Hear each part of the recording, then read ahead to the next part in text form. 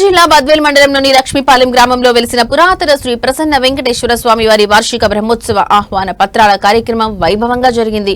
ఈ సందర్భంగా ఆలయ ప్రధాన అర్చకులు, ఆలయ చైర్మన్, దేవాదాయ శాఖ ఈవో మాట్లాడుతూ ఈ నెల 26వ తేదీ నుంచి శ్రీవారి వార్షిక బ్రహ్మోత్సవాలు అత్యంత వైభవంగా ప్రారంభమవుతాయని తెలిపారు.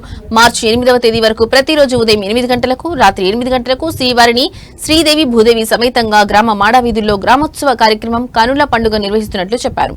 అలాగే ప్రతిరోజు రాత్రి సాంస్కృతిక కార్యక్రమాలు జరుగుతాయన్నారు. బ్రహ్మోత్సవాల్లో భక్తులు పెద్ద సంఖ్యలో పాల్గొని స్వామివారి కృపకు పాత్రులు కావాలని పిలుపునిచ్చారు.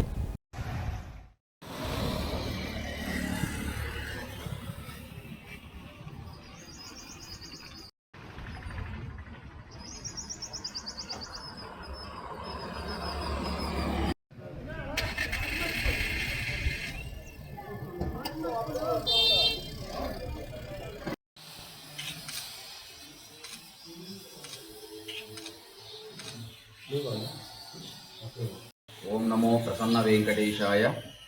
అనంతరాజపురం లక్ష్మీపాళ్యం గ్రామంలో వెలిసినటువంటి శ్రీ అనంత మట్టిరాజులు వారి కుమారుడైనటువంటి తిరువేంకటనాథుడు వారిచే ప్రతిష్ఠింపబడినటువంటి శ్రీ పాంచరాత్రాగముక్త ప్రకారంగా శ్రీ సిద్ధలక్ష్మి గోదా సమేత ప్రసన్న వెంకటేశ్వర స్వామి వారి వార్షిక బ్రహ్మోత్సవాల్లో భాగంగా ఈ సంవత్సరము ఫిబ్రవరి 26వ తారీఖు అంకురార్పణతో ప్రారంభమై స్వామివారి యొక్క నవానిక బ్రహ్మోత్సవాలన్నీ కూడా అంగరంగ వైభవంగా కూడా జరుగుతుంది. అలాగనే 27వ తారీఖు ధ్వజారోహణ, కొడిముద్ద కార్యక్రమం కూడా జరుగుతుంది.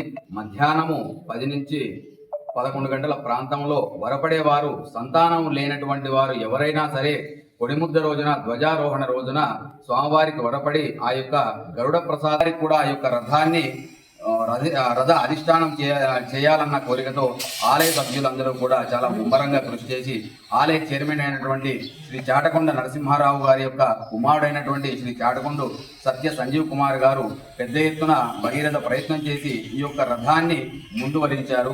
కాబట్టి వారికి కూడా ధన్యవాదాలు తెలుపుతూ 5వ తారీఖు రథం ఉంటుంది కాబట్టి ప్రతి ఒక్క భక్తులు కూడా ఉదయము 9-10 గంటల ప్రాంతంలో ఆలయానికి విచ్చేసిన ఈ యొక్క రథాన్ని అందరూ కూడా వీక్షించవచ్చును. అలాగనే ప్రతిరోజు కూడా సాంస్కృతిక కార్యక్రమాలు ఇవన్నీ కూడా జరుగును. అలాగనే బ్రహ్మోత్సవ ప్రారంభం వేళ 26వ తారీఖు ఫిబ్రవరి ఉదయము పీఠాధిపతులు, మైసూరు పీఠాధిపతులు, సాలగ్రామం ఆ యొక్క కర్ణాటక ప్రదేశం నుండి పీఠాధిపతులు రావడం జరుగుతున్నది. ఆయన శ్రీ ధనురదాస పీఠాధిపతి గారు రథానికి రథ ప్రతిష్ఠ కార్యక్రమాలన్నీ కూడా చేస్తారు. వారిని కూడా పీఠాధిపతుల దర్శనం కూడా చేసుకున్న చాలా భగవంతుని యొక్క కృపా కటాక్షాలన్నీ కూడా ఇవన్నీ కూడా చేయడం జరుగుతుంది. కళాహోమాలన్నీ కూడా చేయడం జరుగుతుంది. ప్రతి ఒక్క బ్రహ్మోత్సవం వేళ స్వామివారికి పునర్శక్తి హోమం ద్వారా, నైవేద్యాల ద్వారా, అలంకరణల ద్వారా, మంత్రోచ్చారణల ద్వారా పునః స్వామివారికి మళ్ళీ కూడా దోషాలు ఏవైతే ఉన్నాయో అవన్నీ కూడా తొలగిపోవడానికి బ్రహ్మోత్సవ వేళలో అంగరంగ వైభవంగా చేయడం జరుగుతుంది. కాబట్టి అందరూ కూడా భక్తాదులు, ఎక్కడెక్కడ చుట్టుపక్కల ఉన్న గ్రామాల భక్తాదులు అందరూ కూడా సకాలంలో ఆలయానికి విచ్చేసి స్వామివారి యొక్క వాహన సేవలో, రథోత్సవంలో, కళ్యాణోత్సవంలో, గరుడోత్సవంలో ప్రతి ఒక్క వాహనంలో అందరూ కూడా పాల్గొని శ్రీ ప్రసన్న వెంకటేశ్వర స్వామి మరియు శ్రీ సిద్ధలక్ష్మి యొక్క అపురూపమైనటువంటి కృపా కటాక్షాన్ని పొందవలసిందిగా కోరుతున్నాము.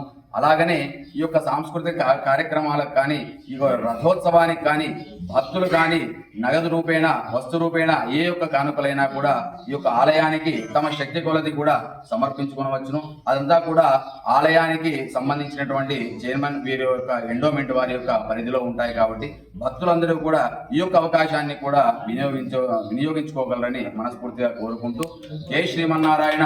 ఓం నమో ఈ యొక్క సంవత్సరము విశేషంగా చేయాలని ధర్మకర్తలందరూ కూడా, చైర్మన్ వీళ్ళందరూ కూడా ఆలోచించి ఎంత ఖర్చైనా పర్వాలేదు ఆ యొక్క పుష్కరిణి అంతా కూడా శుభ్రం చేయించి దాని చుట్టూ కూడా కంచె వేయించి ఇదంతా కూడా తెప్పోత్సవం నిర్వహించాలి, స్వామివారి యొక్క తెప్పోత్సవాన్ని కూడా నిర్వహించాలని చెప్పేసి వీరి యొక్క ఆలోచన ఉంది. కాబట్టి ఆ యొక్క తెప్పోత్సవము 6వ తారీఖు రథోత్సవం అయిపోయినటువంటి మరుసటి రోజు సాయంకాలం వేళ స్వామివారి యొక్క పుష్కరిణిలోనే తెప్పోత్సవము జరగబడుతుంది. ఈ యొక్క ఆలయ చరిత్రలో ఎప్పుడూ కూడా పుష్కరిణిలో తెప్పోత్సవం ఎప్పుడూ కూడా ఎవరు కూడా నిర్వహించలేదు.